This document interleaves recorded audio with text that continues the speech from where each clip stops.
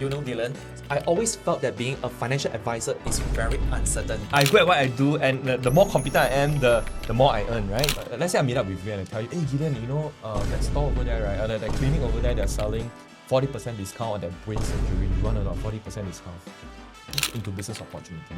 How do you get people interested and ask you questions rather than you selling them without them asking?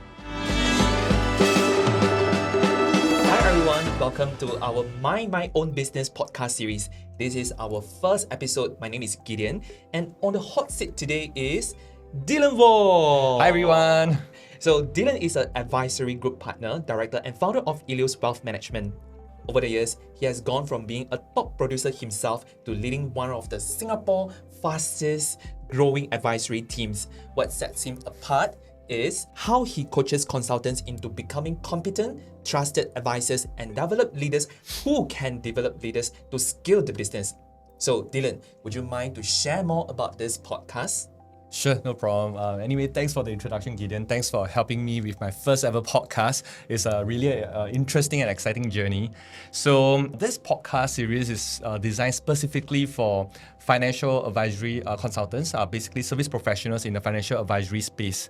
And the reason why I wanted to kind of do this podcast series is because I realized that most consultants out there, they don't fail because of the lack of effort.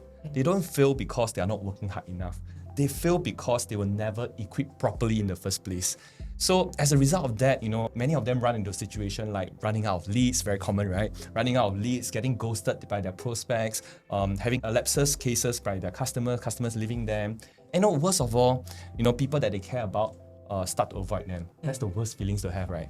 So this is a typical storyline of unequipped advisors out there, and it's exactly why I wanted to do this podcast, to spread more awareness, to share more success case studies out there, so that more people can be empowered to do better in this industry. My goal is very simple, right? My goal is to empower as many new or struggling advisors out there to build a sustainable and scalable practice where they can focus on doing what they are great at, focusing on their strengths, right? And really making a real difference to the people that they're serving. At the very least, is also to help them achieve more, right? With less, right? With lesser time, with lesser effort, so that they have, you know, abundance of time and, you know, energy, right, to do the things that they care about. So this is episode 1. It's very exciting, right? Of Mind My Own Business podcast series. And put your comment below, and you know, just let us know what questions you have. You know, we might do more episodes like this. So today we're going to talk about a very interesting topic, right? We're going to talk about the topic called income insecurity. And this is a very common problem for new and struggling advisors, where they are not yet earning consistent income. In fact, every month is inconsistent, right? Some of them don't even see income coming in.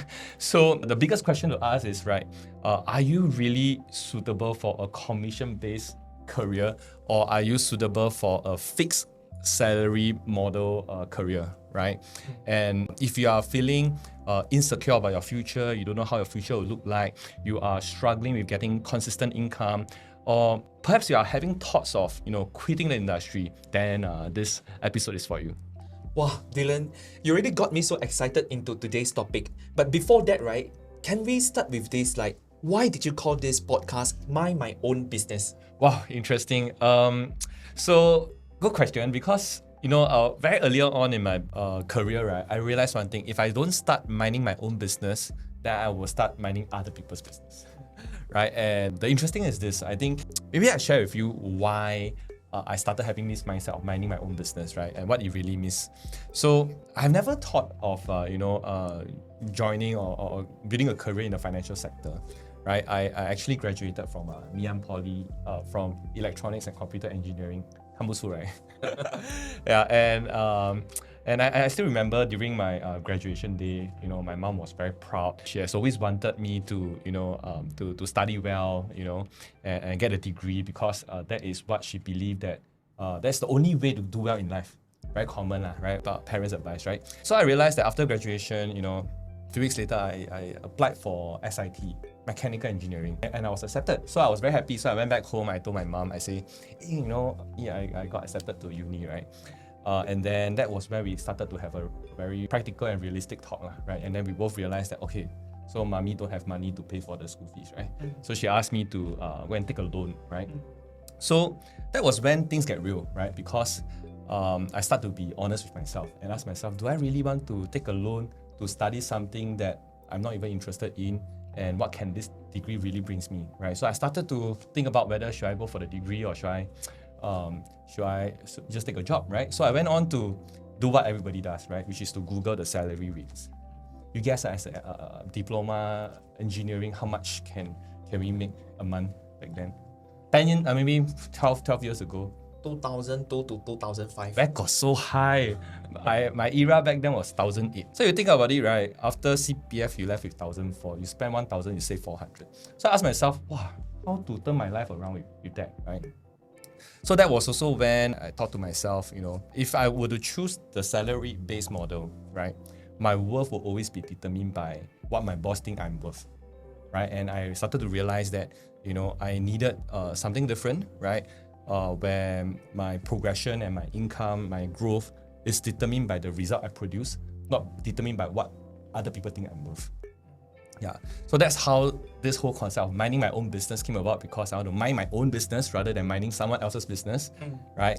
But it's all easier said than done, right? Because you want to mind your own business, right? That also comes with what we call risk, right? That also comes with what we call resources, right? So I didn't have the capital or the experience to do any business, right?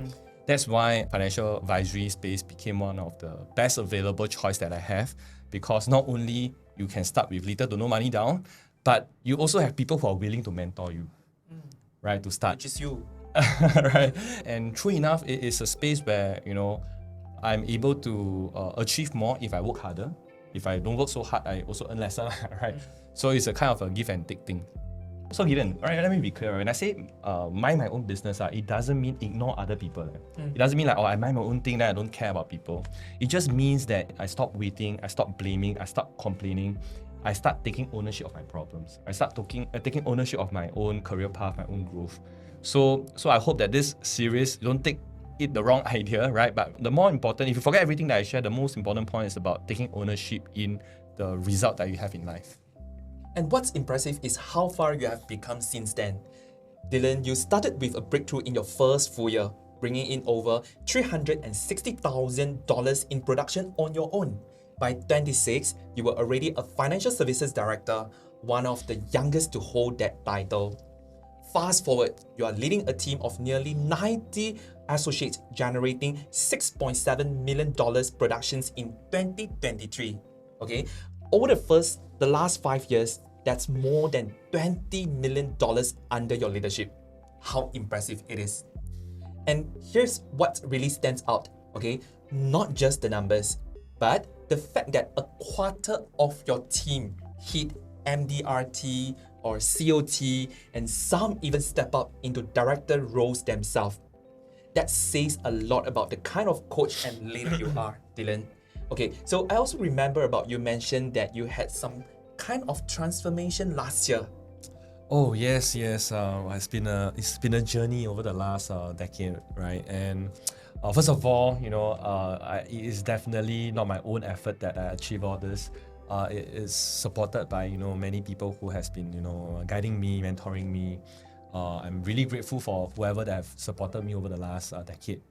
So I think right now, as you were sharing, right, as I was listening, what excites me right now is not so much about the production figures, right, but more of seeing my people grow, right, seeing them able to achieve their ideal income, their ideal life, being able to provide more for their family, being able to serve their client well, right, so much so that the clients respect them and love them. That's what makes me excited. That's what makes me fulfilled, right? When my guys come to me and tell me, Dylan, they're close, someone really appreciated my work today. Yeah, so that keeps me going. And I think whatever figures that you mentioned just now is just a byproduct of doing your things well, doing it right. So I'm a firm believer of doing well by doing good. Right, and that's also one of the key reasons why I decided to make a big transition last year, and it was from a previous firm that I was with them for about a decade, right? So I decided to start something of my own, right? Which is why I started to set up Ilios Wealth Management with IEFA, Income Advisory Financial Advisors. So it wasn't an easy decision because I had to let go some of the relationship that I have built over the years, and it's really hard to kind of say goodbye and entering something that that is still quite uncertain and unknown, right? But I knew that if I wanted to build something that is truly aligned to my vision, right, I needed a new platform, right? I needed a platform where I have access to tools, platforms and partners to support my customers. Because over the last 2-3 years, we have been wanting to serve a different market segment, right? Or more towards of the emerging affluent to the high net worth and ultra high net worth. And then I realized that the tools that they need, the advice that they need, is very different from the mass market. So which is also why that in order for us to stay competitive, in order for us to have a unique edge in the market, we have to do things differently. Because if not, we will forever be stuck in the mass market segment. So that's also one of the reasons why, of course, not everyone believe in the same vision. For those who believe in the same vision, many of them contacted me to want to partner and work together to really scale this business up to the next level in the next 5 to 10 years. So for me, I think Ilios Wealth Management is a space where it's a team, right, where advisors get to sharpen their skills, right? They have access to world-class tools, partners, and platform, and in return, they are able to make a real difference, right? Able to solve real-world problems for the affluent market in Singapore. And across the region, right? Our vision is not just locally, right, but also across the region, Asia, US. So it is also an organization where customer can entrust their wealth with, right? Where they can partner with us to achieve their financial goals and their long-term aspiration. That is the main objective of us setting up this new firm. And you're right? So we have already taken that transition, and now it's really a stage where we are scaling up, right, and moving to the next level. Okay, so back to our first questions. Okay, so whether to choose a commission or fixed salary, Dylan, I always felt that being a financial advisor is very uncertain. Okay, so at the end of the day, your career depends on whether you can close deals or not. That's a lot of risk. And honestly, it's what scares most people away from this path. Okay, so I believe they would rather get a fixed salary. Well, Gideon, I actually agree with you, right? That it is uncertain, and definitely there's risk involved. But if you think about it, right, everything in life there's risk, right? Like you cross the road, there's a risk of getting an accident. You drink a fish soup, there's a risk of getting choked by the bones, right? So since everything has risk, then why do we still do it? So why do we still cross the road? Why do we still drink the fish soup? The lesson that I've learned over the years, right, is that the problem isn't in the risk itself. The problem is not knowing how to manage the risk. It is only risky if we do not know what we are doing, correct? Because when we are crossing the road, if we don't check left and right, we don't know what we are doing, it is risky to cross the road.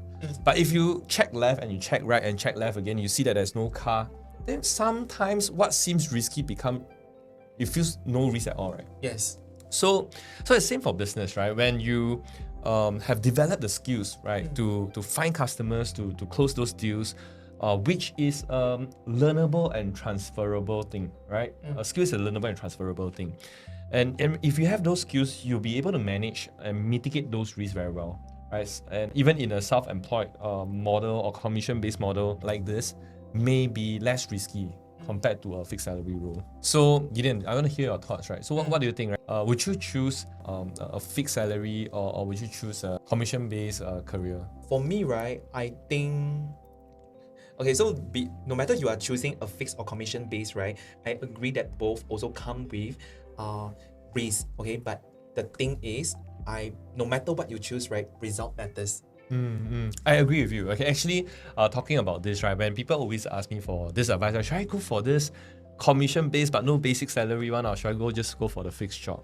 And my answer to them is always this. I tell them, I say, right, both a fixed salary role and a commission-based role, right, has one thing in common. Do you know what they have in common?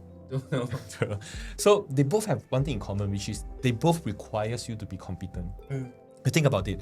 If you're not competent in your role, even if you're in a salaried model role, you get fired. Yes. You still lose that source of income. That's still risk, right? Same thing, of course, if you're in a commission role, if you're not competent, you won't get income. It's the same.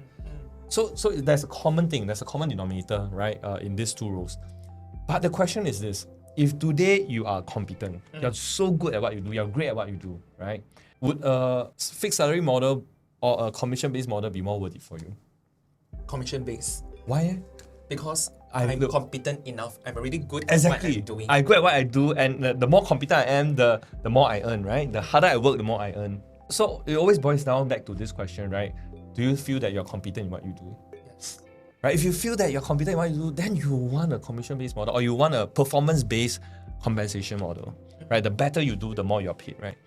So I hope that answered the question. And it's never about the question, should I go for a fixed salary or should I go on commission-based? But the real question to ask yourself is this: how can I get myself competent? How can I develop the skills I need so I can demand a higher income, right? Or earn more money, right? Which is exactly why we are having this conversation, because a lot of consultants out there don't have this kind of mentorship, and that's where many of them struggle. True. I think when you're not competent in what you do, you wouldn't have the confidence, right, to go forward to take up a self-employed role or commission-based model role, or a performance-based role, right? So I remember when I first started, even though when the company has certain structure in place really, there are a lot of things that I still have to do trial and error to figure out what works. And when we talk about trial and error, it means that you have to make multiple mistakes, right, before you get the right answers. And then sometimes you might not have the luxury of time or the luxury of opportunity, right, to make those mistakes, right? Sometimes it's only that one chance, right? And it is even harder for me because I started the career straight out of national service, right? With zero experience in finance, zero experience in sales. I had to learn everything from scratch. So over time, I realized that essentially three core essential skills that you need to develop in this space in order for you to build a sustainable business, right? When I say sustainable business, it means success systemized, right? Which means that you're able to repeat that process again and again and still achieve the same outcome, right? So that you won't feel that you are lucky or it's just a one-time wonder, and you're always able to, activate this momentum if you want to. So these three essential skills, if you can master it, it becomes a self-sustaining model, right? It means that it becomes a cycle, it becomes a wheel where you can just rotate again and again. So the first skill is this, right? The first skill is what we call the advisory workflow, right? You need to be very clear what you are doing in a first appointment with a customer, because this is basically your business offering, right? Where you are able, the key thing in the first appointment in your advisory workflow is your ability to identify the right problem, your ability to solve the right problem and prevent the right problems.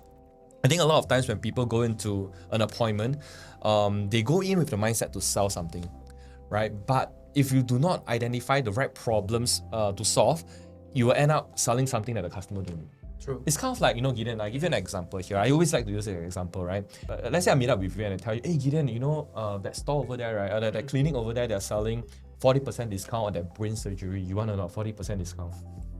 It's like, why would I need do a brain surgery, right? Yes. Yeah, so which is why we don't teach our guys to just sell concept or product presentation, but it's really an advisory workflow where you can really identify the real needs of the customer before you even prescribe any products or solution.